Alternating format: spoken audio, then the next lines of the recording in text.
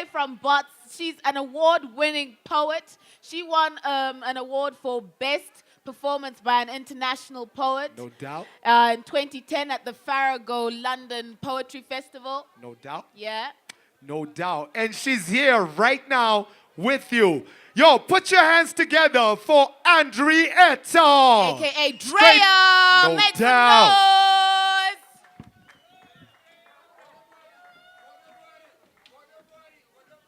Hello, Harare.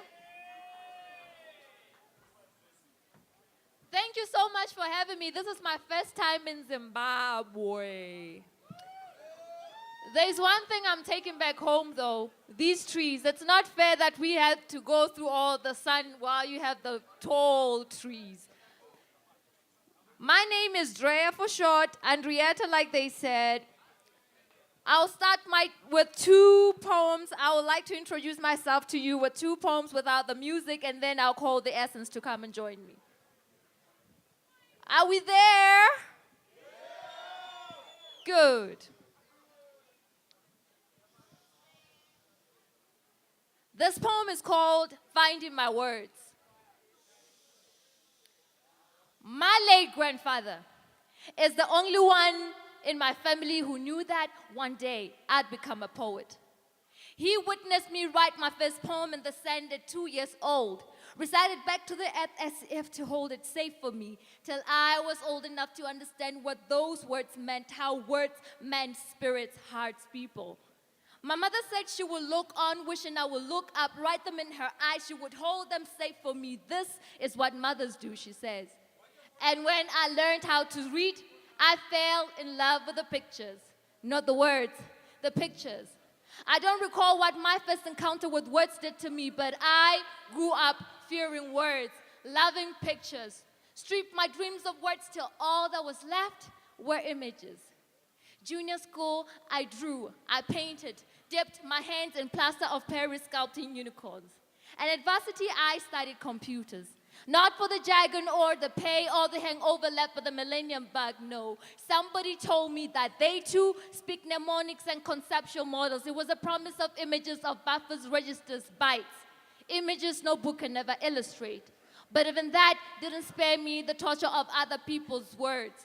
Yes, I've met words. Double-faced words that do nothing all day but lie. You know those words that change color if you put them too long in the sun? I've met words that sweat a lot if you put too many layers of clothes on them. I think they call that padding. And I've met words afraid to go back home, so they felt misunderstood all the time, that it was safer on the streets. There were no rules. It was allowed to be slang, no forced to rhyme with every word that passed by. I've met words that play hide and seek all day, all the time.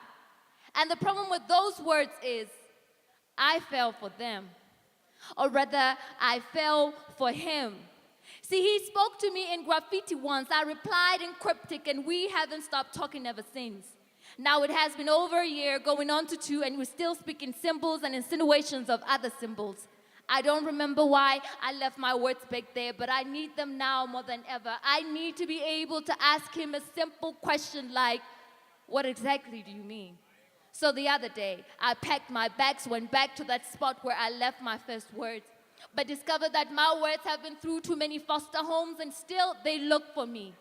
They heard that I dumped them for the pictures with no forwarding address or an explanation why.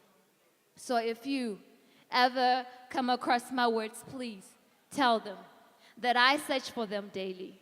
That each new morn I play Scrabble with the clouds in the sky, hoping to come up with something that looks like them. Tell them I've listened to too many songs, wrote too many poems, hoping to call off my search. But more than anything, tell them that I need them for myself. For it was early October when he shot me up into the sky like a bullet. And here I am, still standing next to the sun, saying as many prayers as the sun rays, not to pass time, but to keep my mind. And still I wonder whether he sent me out here to shine like the sun or to burn. Either way, I need to know. So please help me find my words. Thank you.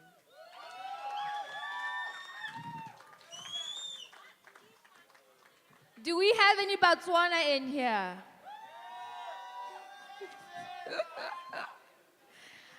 Zim people, you like being from Botswana? Huh? Oh, my people. For real. Okay, this one is for Botswana. It's called Calling Back Home. I know of a woman who smiles at the paths of those who are lost. See, Botswana is the kind of woman who wears her diamonds as dimples, cows as a necklace, so wherever she goes, she always gets, girl, where did you get those from? She walks gracefully, living Setswana folk songs in her footprints, making sure that my generation will always trace them back to her. But some complain of the heat, forgetting that it is this heat that is her spirit, her way of saying to the rest of the world, you cannot deny my existence. And wildlife play at her feet, painting pictures that exude the beauty of life. She is a good mother, always making sure her children are fed. They have been known to get curious at times, go over the neighbor's house and see what they had for lunch. But it is her dinawa morodu delele zengwe that brings them back home. They always come back home. See, I once left her too, but only for a little while. Found myself across borders in a foreign land, but my heart and my thoughts still with her. And when I missed her, I would write her letters on Joburg skies. She told Joburg to look after me, said, don't burn too bright and hurt my baby's eyes. And I behaved. When I remembered how Mama sold some of her diamonds so I could have a good education. And like a good child, I listened. Listened to Joburg tell me stories about her struggles, show me scars that she bore for her children, told me that Mama hid her children under her skirt so they wouldn't get to them. She is a good mother, and this is why every one of us always come back home. We come back home. We come back to truth. We always come back home. Thank you. Now I'm going to call the Essence to come and join me with the music.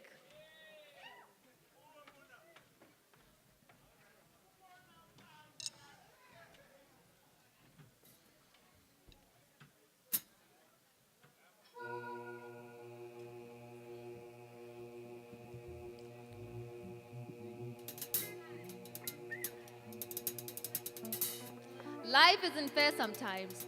So when they don't write you a love poem, write one to yourself. This one is mine and it's called Dear Drea.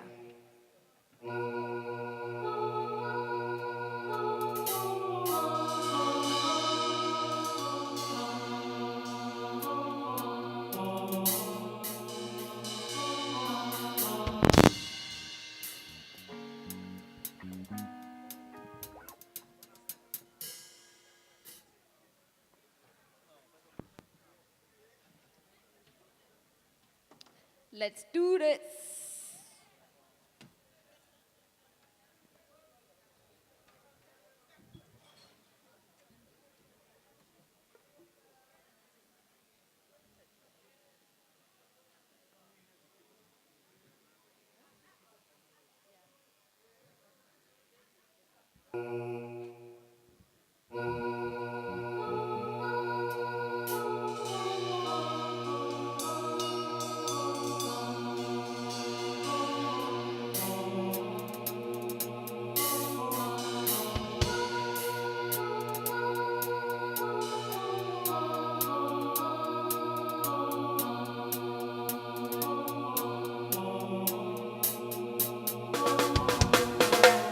Dear Drea, I know they tell you leave everything behind.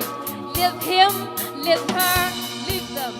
Those who never understood you to be child born of light, made child. Sweet as the smell of a rare winter flower with its bloom inclined towards the sky.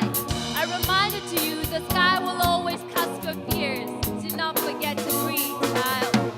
Dear Drea, I know they tell you leave everything behind, but they don't teach you how to carry yourself in your spirit always. So you spend time carrying books for your mind, carrying hurt for your friends, carrying bags big enough to store past baggage, heavy enough to break your bag. Now keep on learning to fly. It's never too late to launch to the sky. Keep on smiling, child. The universe needs to know your dimples were never imagined. Your laughter is real. Keep on learning to fly.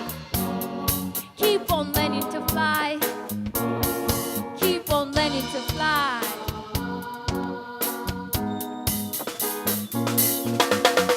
Dear Drea, I know I never told you I love you. My words trap beneath the souls of those who leave you. But tonight, it's just you and I brew you and you kind of love.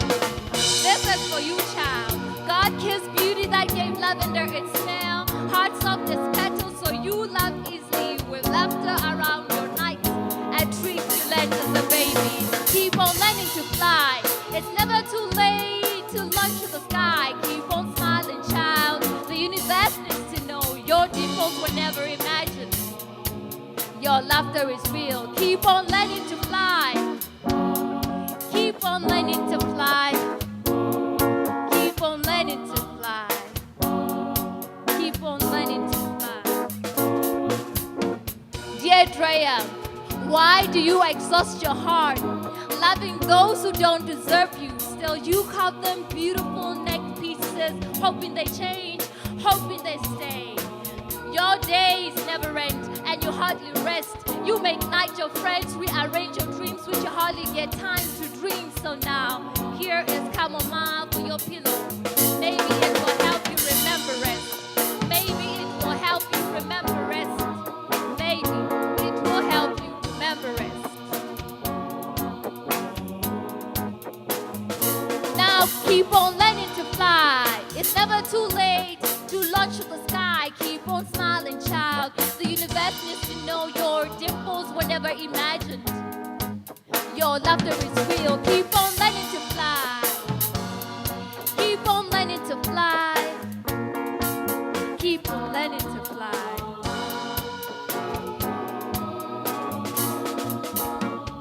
Dear Drea, I know I never told you I love you. My words trap beneath the souls of those who leave you. But tonight it's just you and I brew you and you kind of love. This is for you, child. God kissed beauty that gave lavender its smell. Heart soft as petals, so you love easily. You with laughter around your nights and treat you land as a baby. Keep on learning to fly. Keep on learning to fly. Keep on learning to fly. Dear Drea.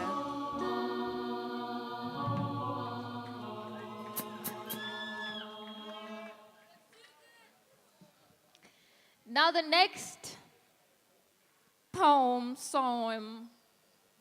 and a song.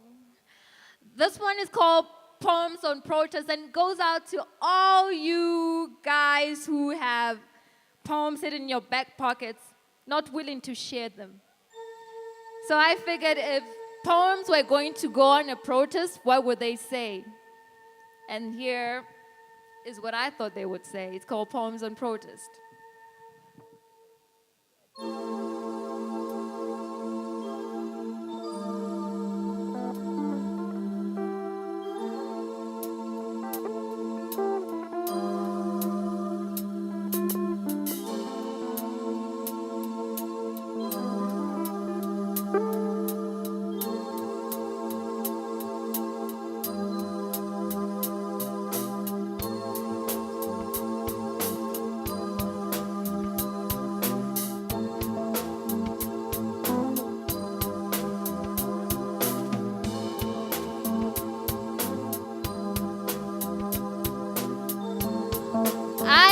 On the radio today that poems are going on protest to free every single poem that was never heard. Poems will remain unfinished when the revolution still depends on them. Poems written by introverted people who refuse to take them to the masses. Poems hidden in scrapbooks and eventually forgotten. Poems disguised as journalism, imprisoned in the editor's column when all they ever wanted was to make this microphone a legitimate home. Poems sang by rock stars over guitar riffs during Woodstock 1969. Poems painted by artists with hues of red, screaming for attention with hopes that you and I would stop and listen. Poems that make love between the beats, the deep the last man to leave the club. Poems written on the fingers of every DJ who write his poems on the grooves of a favorite vinyl. Poems written by MCs who quit after realizing theirs was a calling greater than the battle, the beat, or the fling. Poems written by a stripper on the pole, narrating sad stories that go back to her painful childhood. Poems written by orphans at an orphanage and only recited when Bill or Belinda caught by for tea. Poems from the graveyard, written by murder victims whose cases were never solved. My people's poems. Kalanga poems still afraid to come down south, well, in case someone says, here they go again. And I won't forget your poem. The poem residing in your head. The unrehearsed collabo that happens when you drop your silent lines after mine. See, all of these poems will gather around the fire and decide that poetry doesn't belong to no one. It doesn't belong to the poetry lecturer who shames anyone who doesn't use his favorite vocab. It doesn't belong to today's slam poet or the deaf poet. It doesn't belong to your favorite poet. See, poetry was planted on the earth, and every time a poet dies, the poetic seed finds fertile soil. An evangelist is born to spread the word. Can you say word?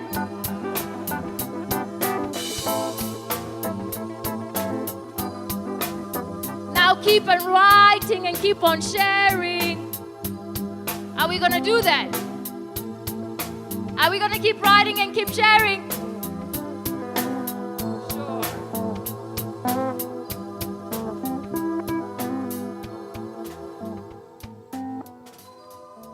Well, I shared it earlier in the conference. I shared that having a 9-to-5 and being a poet is a challenge for me. Sometimes I just dream I could just be a poet in another space where my art is also supported. And this poem called Living is a result of such thinking. Leaving.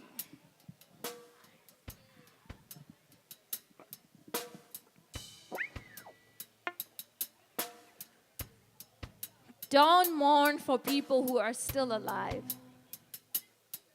Don't make coffins of the memories. Yet you do. Every time we say goodbye at airports, our feet heavy like those of hostages not given a chance to return to the hearts of those who love them. See, somewhere between transit and psychic lens, we forgot that everyone has someone, something they wish they could check in and will never come back. The kind of baggage that must get lost. See, I don't like the airport much these days. It reminds me that my soul wants to fly. Begs me, eyes blooming with promises not to return, but Botswana is my home. And I have never learned how to leave anything or anyone I truly love. Made pinky ring promises never to leave. So I avoid books that speak of places I've been. Places that laid artistic eggs in my gut, now hatching into butterflies. I sleep crouched up, but they still escape into the night. Write me letters on my pillows. Tell me that my poems don't hold me hostage and I should go. Look for my tribe. Lose the stilettos, the pencil skirt, replace them with a brave heart. See, my poems are my children. But yet to this day, I still don't know how to build a home for them. So I build incense altars, pray they don't grow up unmothered. I have never been a mother before, and instinct never taught me how to make them understand that I need to work so they will be fed and not send them out to labor for me. Still, they resort to emotional blackmail, leave tears by my door every time I leave for work, which I pick up like lost pearl earrings left there intentionally to remind me that the world is my oyster and I was meant to fly. That if I choose to stay, I can only stay long enough to realize that the world is my oyster and I was meant to fly. My friend looked at my feet the other day and asked if I'm expecting a visit from the stock. No. My feet swelled up because they are angry at me for telling them the truth that it is dangerous to get attached to land. Hearts break when it's time to leave. Hearts break when it's time to leave. My heart will break when it's time to leave.